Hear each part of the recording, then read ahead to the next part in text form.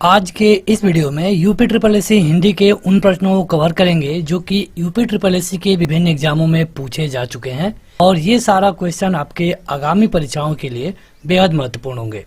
अगर आप उत्तर प्रदेश राजस्व लेखपाल की तैयारी कर रहे हैं तो वहां पर ग्राम समाज और विकास का 25 क्वेश्चन आएगा। इस सेक्शन को अच्छी तरीके से तैयार करने के लिए आप चक्षु पब्लिकेशन की ये वाली बुक ले सकते हैं। इस बुक में आपको 1100 से ज्यादा प्रश्न मिलेंगे और इसके साथ साथ आपको 2 साल पेपर भी दिया गया है जो कि 2015 में कराया गया था। इस बुक के अगर कंटेंट को देखें तो यहाँ पे सभी पॉइंटों को चैप्टर वाइज कवर किया गया है। 1100 प्रश्नों के साथ आपको जो भी चैप्टर शुरू करेंगे उसमें आप देखेंगे कि विस्तृत तरीके से आपके सारे पॉइंटों को क्लियर किया गया है। तो अगर आप अपना ग्राम समाज और विकास वाला सेक्शन अच्छा करना चाहते हैं तो आप इस बुक को जरूर पढ़ें। इस बुक की खास बात यह है कि जब भी कोई चैप्टर खत्म करेंगे आप उसके बाद उससे रिलेटेड क्वेश्चन आपको वहीं पर मिल जाएंगे, जिससे आपको यह अनुमान लग जाएगा कि कौन कौन सा प्रश्न इसमें से महत्वपूर्ण है। इसके साथ इनकी गाइड और प्रैक्टिस सेट भी आता है। अगर आप उसे भी बाय करना चाहते हैं तो लिंक इस वीडियो के डिस्क्रिप्शन में मिल जाएगा। पहला क्वेश्चन है कि निम्नलिखित में से कौन सा अंतस्थ व्यंजन है। यहाँ पे आपके विकल्प है ल, प, च, ट और ये क्वेश्चन पूछा गया था लोअर 1/10/2019 को सेकंड शिफ्ट में। तो यहाँ पे ये भी पता चलेगा आपको कि कौन एग्जाम किस एग्जाम में कौन सा क्वेश्चन पूछा गया था। यहाँ पे आपको एक क्वेश्चन का लिए 5 सेकंड का वक्त मिलेगा। आपको अपना उत्तर कमेंट करके बताना होगा कमेंट बॉक्स में। तो देखिए, अगर हम अंतस्थ की बात करें तो ये होता है य, र, ल और व। ये 4 होते हैं। तो इनमें से अगर कोई मिल रहा है तो ये है केवल ल। अगला है कि निम्नलिखित में से कौन सा स्वर कंठ तालव्य है। यहाँ पे आपके विकल्प हैं बड़ी ई, बड़ा आ, औ और ए।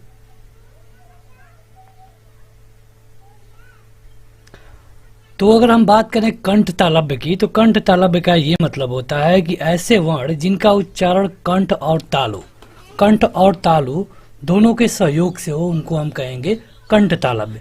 और ऐसा कौन कौन वर्ण होते हैं, एक होता है ए और एक होता है आए। बस यही 2 ऐसे वर्ण है जो कि कंठ तालव्य होते हैं। अब इनमें से अगर आप विकल्पों को देखेंगे आपका सही उत्तर होगा ऑप्शन नंबर डी। ये भी उसी दिन सेकेंड शिफ्ट में क्वेश्चन पूछा गया था। अगला है कि अनुस्वार किसका कार्य करता है। अनुस्वार किसका कार्य करता है, ऑप्शन देखिए और अपना उत्तर कमेंट करके बताइए। ये पूछा गया था उसी दिन, लेकिन ये पहले शिफ्ट में क्वेश्चन था। देखिए, यहाँ पे अगर अनुस्वार के बारे में आपको बताएं तो अनुस्वार किसी भी वर्ग का 5वां वर्ण होता है। जैसे कि अगर आप क का देखेंगे, क का तो 5वां अंग होता है। उसी तरह ट है, त है, म है। तो इसी तरह किसी भी व्यंजन का जो 5वां वर्ण होता है वो होता है अनुस्वार। जैसे कि यहाँ पे अगर विकल्प आप देखेंगे तो आपका ऑप्शन नंबर सी सही होगा। अगला है कि जिन स्वरों के उच्चारण में हवा नाक से भी निकलती है उन्हें क्या कहते हैं। नाक से भी निकलती है,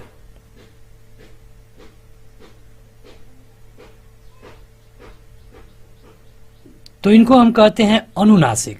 2 चीजें होती हैं, जिन स्वरों के उच्चारण में हवा नाक से निकलती है, मतलब कि नाक से निकलती है, उनको कहते हैं अनुनासिक, अनुनासिक।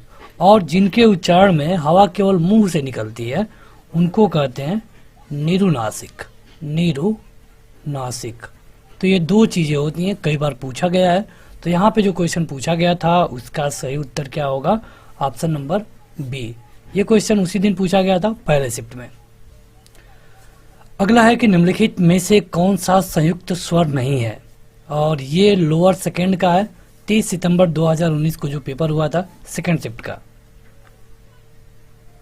इन सारे क्वेश्चनों को देखने से ये बेनिफिट आपको मिलेगा कि आगे जो भी यूपी ट्रिपल एससी का एग्जाम होगा, लेखपाल हो, बीडीओ हो, जो भी, चाहे वो लोअर हो, तो वहाँ पे इन क्वेश्चनों के रिपीट होने के चांसेस हैं। अगर बाय द वे ये क्वेश्चन रिपीट नहीं होते हैं तो इनके ही आसपास क्वेश्चन बनेगा, इसीलिए आपको एक्स्ट्रा फैक्ट बताया जा रहा है।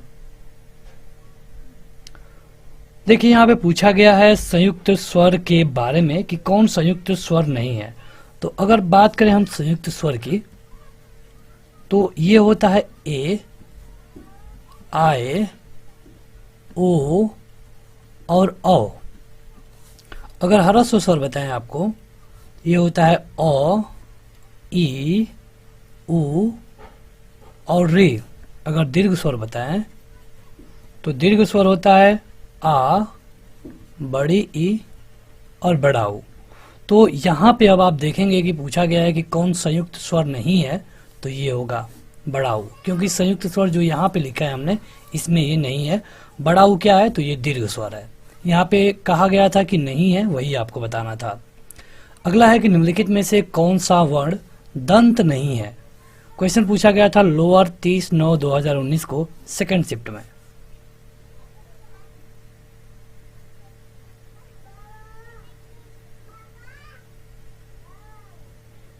तो यहाँ पे कहा गया है दंत। तो दंत में देखिए, दंत में जो त वर्ग होता है यही दंत होता है, जैसे कि त, थ, द, ध, न, र, ल और इसके अलावा स। त, थ, ध, न के अलावा र, ल और स ये भी दंत में आते हैं। तो अगर इनके हिसाब से आप देखेंगे कि कौन इसमें नहीं है, तो केवल एक ही ऑप्शन है और ये है य। इस क्वेश्चन का उत्तर डी वाला सही होगा। यहाँ पे पूछा गया था कि दंत नहीं है, तो दंत में इतने सारे वर्ण आते हैं। अब केवल अगर आपको केवल त वर्ग पता होगा तो उससे काम नहीं चलने वाला है, क्योंकि यहाँ पे आप देखेंगे कि ल भी दिया था, तो आपको पता होना चाहिए कि र, ल और स ये भी दंत होते हैं। अगला है कि हिंदी स्वरों का वर्गीकरण जब जीभ के भाग के आधार पर किया जाता है, तो निम्नलिखित में से कौन सा भेद इसके तहत नहीं आता है।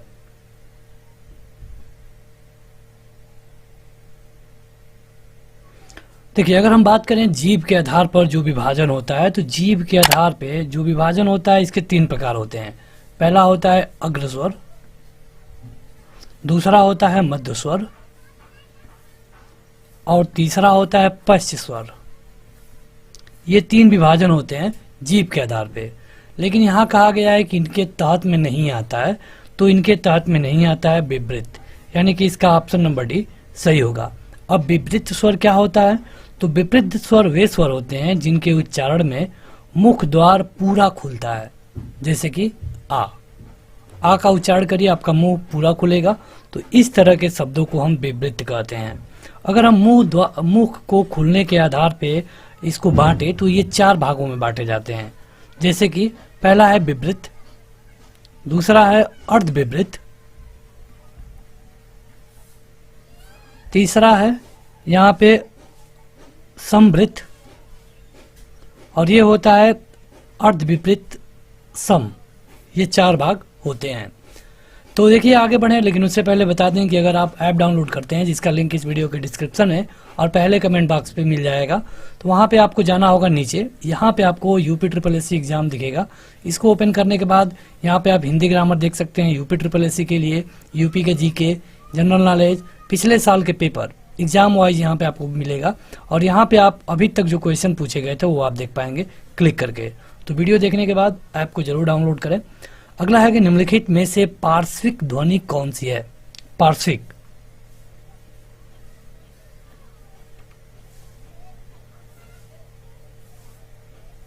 देखिए कहा जाता है कि जिन ध्वनियों के उच्चारण में जीभ का अगला वाला भाग स्पर्श होता है तथा श्वास जीभ के दोनों पश्चों से निकलती है, उन्हें पार्श्विक ध्वनि कहा जाता है। और हिंदी वर्णमाला में बस एक ही पार्श्विक ध्वनि है जो है ल। कहीं पर भी आपसे पार्श्विक ध्वनि के बारे में पूछा जाए तो आपका उत्तर क्या होगा, ल। यहाँ पे ऑप्शन नंबर बी सही है। ये लोअर 30/9/2019 के पहले शिफ्ट में पूछा गया था। अब अपना क्वेश्चन काउंट करते रहिए। इस वीडियो में जो भी हम क्वेश्चन कमेंट आपको बताएंगे उसके हिसाब से आप बताइएगा कि आपने कितना क्वेश्चन सही किया है। ट वर्ग उच्चारण की दृष्टि से किस प्रकार की ध्वनि है। जो ट वर्ग में शब्द आते हैं, जैसे कि ट वर्ग में जो भी आएंगे ट, ठ, ड, ढ, तो ये क्या कहलाते हैं, कंठ कहलाएगा, तालब भी कहलाएगा। तो देखिए जो क वर्ग में आता है, मतलब कि क, ख, ग, घ और अंग, इनको हम कहते हैं कंठ। जो च वर्ग में आता है, मतलब कि च, छ, ज, झ, इया, इनको हम कहते हैं तालव्य। इसके अलावा जो त वर्ग में आते हैं इनको हम कहते हैं जैसे कि त, थ, द, ध और न, इनको हम कहते हैं दंत। तो यहाँ पे कंठ तालव्य और दंत हमने देख लिया, यानी कि जो ट वर्ग की बात की गई है ये होते हैं मूर्धन्य। आपका ऑप्शन नंबर सी सही होगा। केन सुपरवाइजर 31/8/2019 के में ये क्वेश्चन पूछा गया था। अगला है कि निम्नलिखित में कौन सा दीर्घ स्वर है? दीर्घ स्वर, ये तो हमने आपको बता दिया है दीर्घ स्वर के बारे में, क्योंकि ह्रस्व और दीर्घ हमने आपको बताया है अभी। तो दीर्घ मतलब कि बड़ा वाला होता है, यानी कि अगर आप आ को देखेंगे तो ये दीर्घ होगा और यही आपका उत्तर सही भी होगा। यहाँ पे अगर ऊ के बारे में कहा गया है तो ये ह्रस्व होता है। अगर ए को देखें तो ए होता है संयुक्त। संयुक्त के बारे में हमने आपको 4 बताया था, ए, आए, ओ और औ, ये संयुक्त होते हैं। ह्रस्व में 4 होता है, औ, ई, उ और रे। दीर्घ में 3 होता है, दीर्घ में अ, बड़ी ई और बड़ा ओ। तो इस हिसाब से आपका पहला वाला विकल्प सही होगा। अगला है कि च, छ, ज, झ, इया, इनका उच्चारण स्थान क्या होता है? कहने का मतलब ये है कि च वर्ग का उच्चारण स्थान क्या होता है। लोअर सेकेंड 28/7/2019 में क्वेश्चन पूछा गया था। अगर आपने इस वीडियो को अच्छे तरह से देखा है तो अब तक आप बता दिए होंगे अपना उत्तर, क्योंकि हमने अभी आपको बताया है। तो देखिए, इनको हम डायरेक्ट बता देते हैं। इनको कहते हैं तालु, तालु कहते हैं। तो तालव्य में भी कई आते हैं, जैसे कि च, छ, ज, झ, इया तो आता ही है, लेकिन इसके अलावा भी कुछ वर्ण आते हैं जो आपको जानना बेहद जरूरी है। ये तो है ही, लेकिन इसके अलावा भी होते हैं, जैसे कि ई, बड़ी ई, ये दोनों। और इसके अलावा य भी होता है और स, ये होते हैं पूरा तालव्य में, मतलब तालु से काउंट मतलब उच्चारित किए जाते हैं। तो अब अगर आप देखेंगे यूपी ट्रिपल एससी के एग्जामों में, जो कि हाई लेवल के एग्जाम हो रहे हैं, जैसे कि लोअर हुआ, इस तरह का क्वेश्चन, तो इस तरह का पेपर, तो वहाँ पे ये डायरेक्ट आसान क्वेश्चन नहीं पूछ रहा है। अब आपसे पूछ लेगा कि 100 का बताइए। नॉर्मली लोग इतना ही याद रखते हैं, लेकिन 100 का भी आपसे पूछा जा सकता है। प्रत्येक वर्ग का दूसरा और चौथा वर्ण क्या कहलाता है? पूछा गया था कनिष्ठ सहायक भर्ती पुनर्परीक्षा 31/5/2019 में।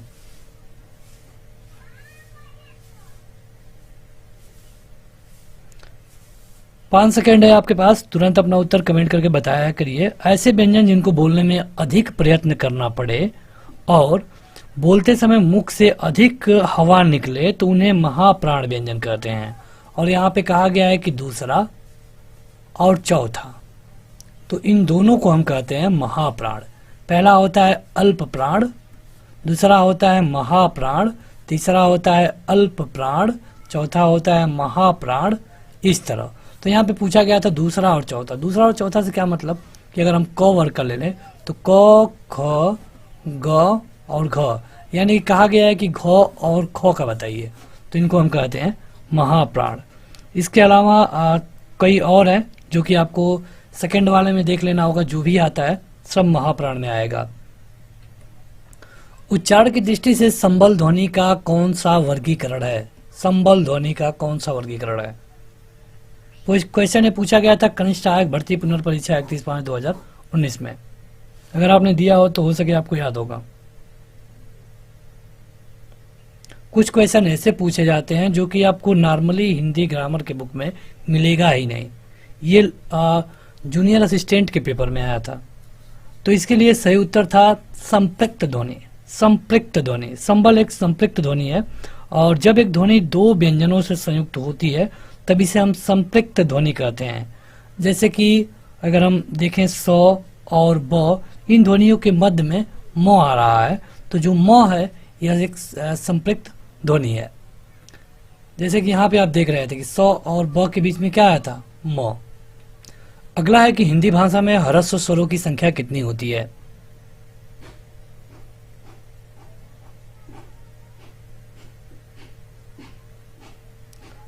तो ह्रस्व स्वर के बारे में हमने आपको 2 बार बता दिया है, फिर से बता देते हैं। ये होता है, बस यही 4 होते हैं, यानी कि आपका सही उत्तर होगा 4।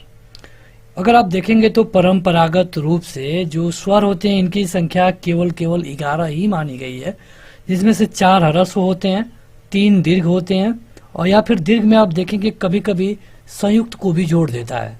अगर केवल दो भागों में स्वर को बांटे तो दीर्घ में संयुक्त वाले को जोड़ देता है।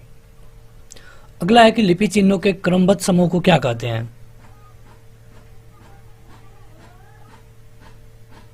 अगर आप चाहते हैं इस तरह की ढेर सारी वीडियो तो इस वीडियो के कमेंट बॉक्स में जाकर हमें कमेंट करिए कि आपको इस तरह की ढेर सारी वीडियो चाहिए। और कुछ वीडियो जो कि ऑलरेडी अपलोड है, अगर आप प्लेलिस्ट में जाएंगे तो वहाँ पे आपको मिल जाएगी। उन सब के लिए ज़रूरी है कि अगर अभी तक आपने इस वीडियो को लाइक नहीं किया है तो लाइक कर दें और चैनल को सब्सक्राइब करने के बाद बेल आइकन जरूर दबा लें। उससे ये होगा कि जब भी कोई वीडियो आएगी आप लाइव हमसे जुड़ पाएंगे। तो देखिए, लिपि चिन्हों के क्रमबद्ध समूह को पूछा गया है। तो जो लिपि चिन्ह होते हैं इनके क्रमबद्ध समूह को हम क्या कहते हैं ये आपको बताना है। इसे हम कहते हैं वर्णमाला। ये क्वेश्चन कनिष्ठ सहायक भर्ती पुनर्परीक्षा 31/5/2019 वाले में पूछा गया था। चलिए कमेंट करके बताइए, हिंदी में कुल कितने वर्ण होते हैं। हिंदी में कितने वर्ण होते हैं ये आपको कमेंट करके बताना है।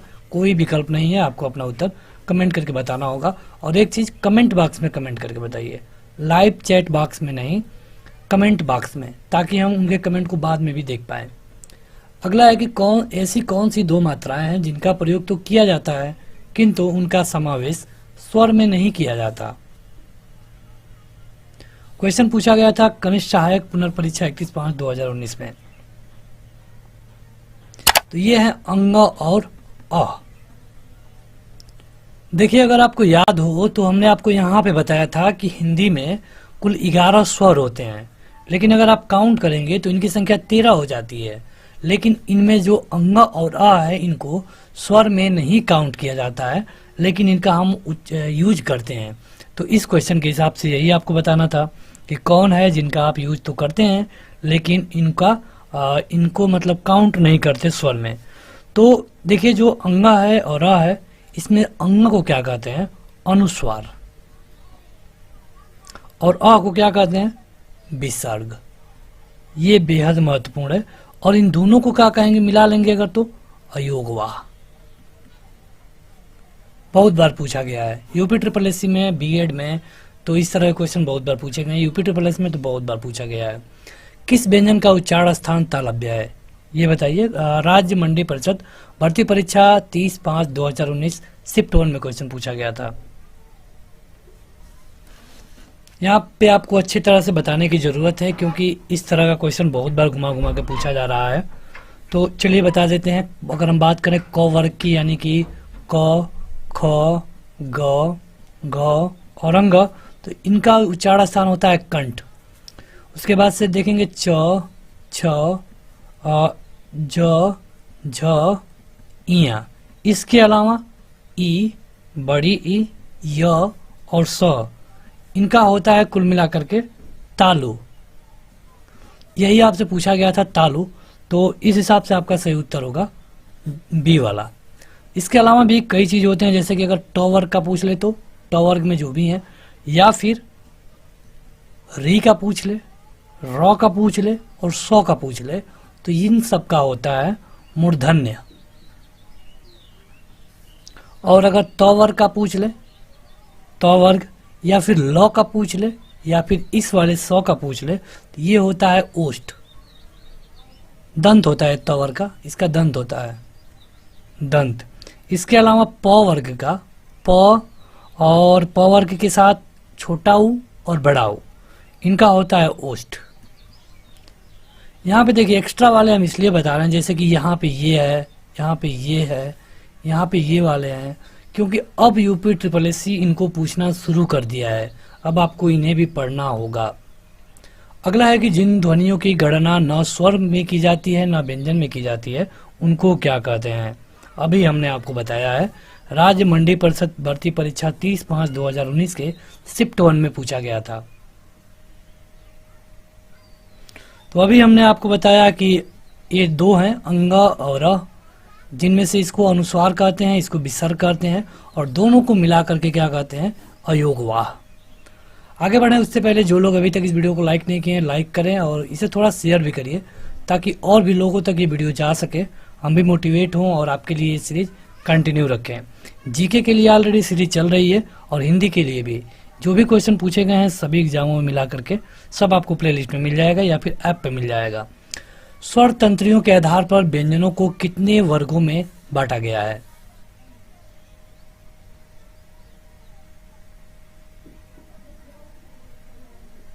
स्वर तंत्रियों के आधार पे बताना है।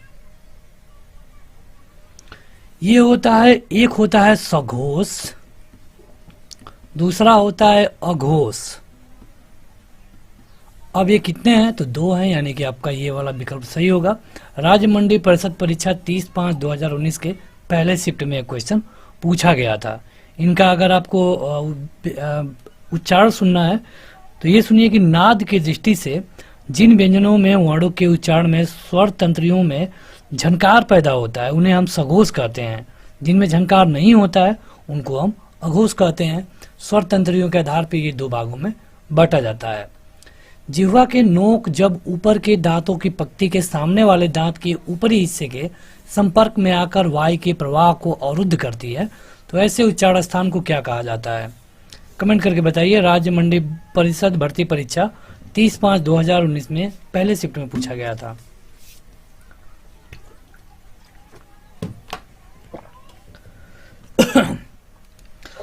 तो देखिए इनको क्या कहा जाता है, इनको हम कहते हैं वत्स्य।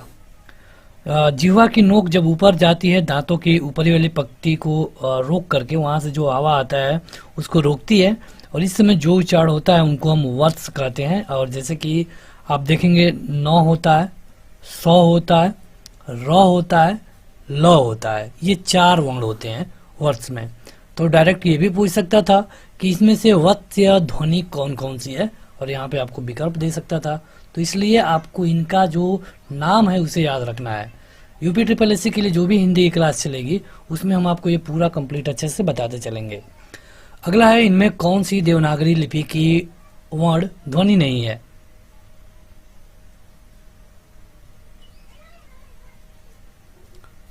तो ग्रीवा के बारे में तो हमने कहीं सुना नहीं है, लेकिन मूर्धा तो होता है, कंठ होता है और दंतोष्ठ होता है। कहा गया है कि नहीं है, यानी कि आपका पहला वाला ही सही होगा। ग्रीवा, ग्रीवा ध्वनि देवनागरी लिपि की ध्वनि नहीं है। ठीक है, आगे बढ़ते हैं। अगला है कि भाषा की सार्थक लघुत्तम इकाई किसे माना जाता है? राज्य मंडी परिषद भर्ती परीक्षा 30/5/2019 में सेकेंड शिफ्ट में क्वेश्चन पूछा गया था।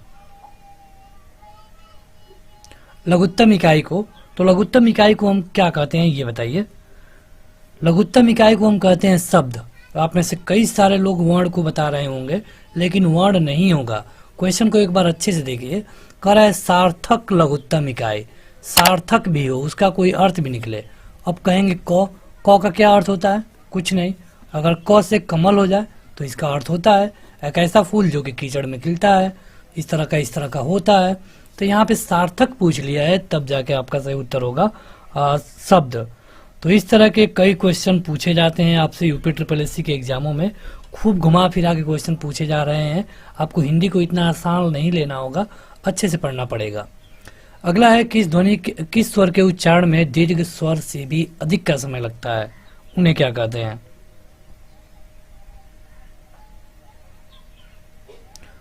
तो देखिए, जिन स्वरों के उच्चारण में दीर्घ से अधिक समय लगता है उनको हम कहते हैं प्लुत, यानी कि आपका ऑप्शन नंबर डी सही होगा।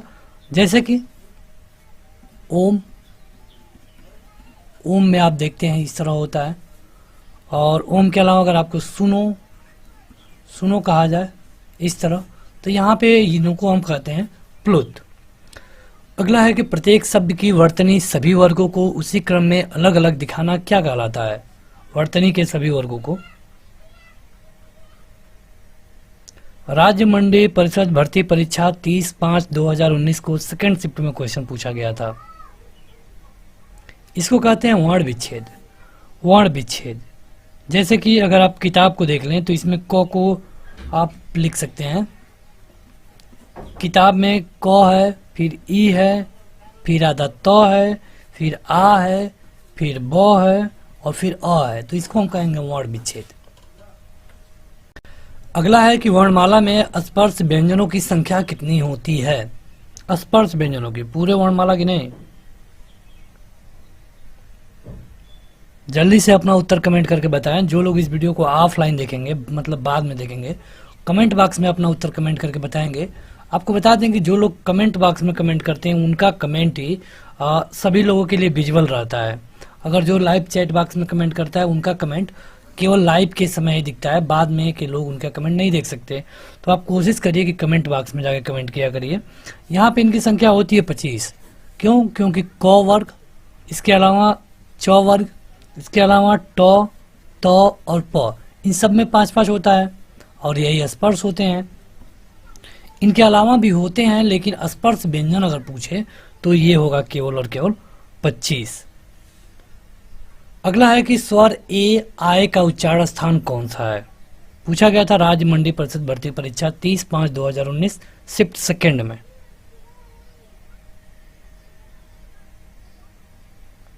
इनको कहते हैं कंठ तालव्य। कंठ तालव्य, जैसे कि ए आय को कंठ तालव्य कहते हैं। अगर कंठ ओष्ठ की बात करें तो ओ और औ, इनको कंठ ओष्ठ कहते हैं। इसके अलावा अगर दंत ओष्ठ की बात करें तो व को हम दंत ओष्ठ कहते हैं। केवल ओष्ठ की बात करें तो, केवल ओष्ठ की बात करेंगे तो ऊ हो जाएगा, प हो जाएगा, ब हो जाएगा, फ हो जाएगा, भ हो जाएगा, म हो जाएगा। तो ये सारे अलग अलग हैं। अब आप देख लीजिए कि आपका सही उत्तर किसमें होगा। तो कंठ तालव्य, ये वाला आपका सी वाला ऑप्शन सही था। अगला है कि हिंदी शब्दकोश में क के बाद कौन सा व्यंजन दिखाई देता है? क के बाद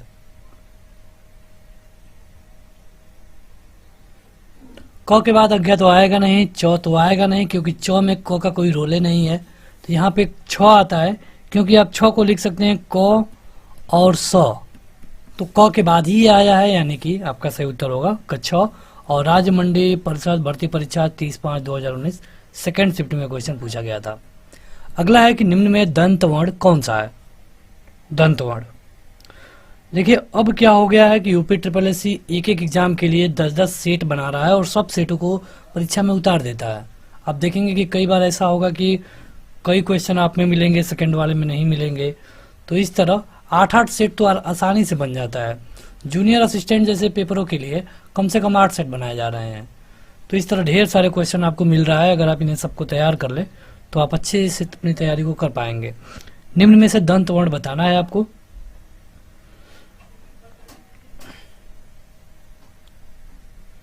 तो दंत वर्ण होता है, हमने आपको बताया था, तो अगर आपको याद हो तो ये 100 होगा दंत वर्ण में, क्योंकि जो दंत मूल से उच्चारित किए जाते हैं उनको हम दंत कहते हैं, यानी कि ये 100 वाला इसमें सही होगा।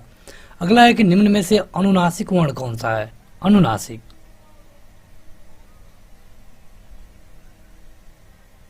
अनुनासिक होता क्या है पहले तो ये जानिए। अनुनासिक का मतलब ये होता है कि जिनका उच्चारण नासिका और मुंह दोनों से होता है, इनको हम अनुनासिक बोलते हैं। जैसे कि अंग, इया, औड़, न, म, यहाँ पे क्या मिल रहा है आपके विकल्प में? केवल म, यही आपका सही होगा। स्टेनोग्राफर भर्ती परीक्षा 10/3/2019 में पूछा गया था। अगला है कि ल और स का उच्चारण किस स्थान से होता है?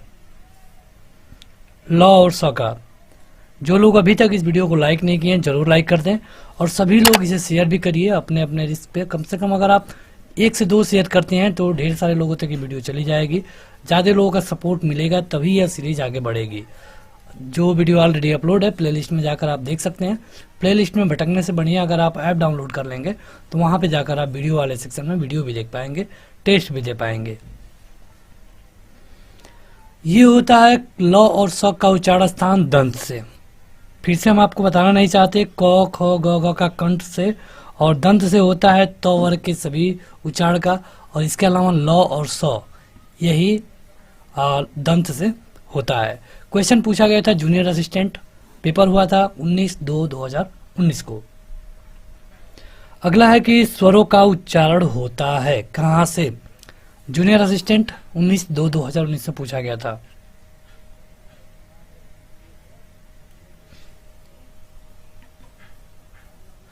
व्यंजनों की सहायता से होता नहीं है, अनुस्वार की सहायता से होता नहीं है, अनुनासिक की सहायता से होता नहीं है, बिना किसी की सहायता से होता है स्वरों का उच्चारण। आपका ऑप्शन नंबर डी सही होगा। अगला है कि निम्न में कौन सा शब्द प्रयत्न और उच्चारण के आधार पर व्यंजन का वर्गीकरण नहीं है।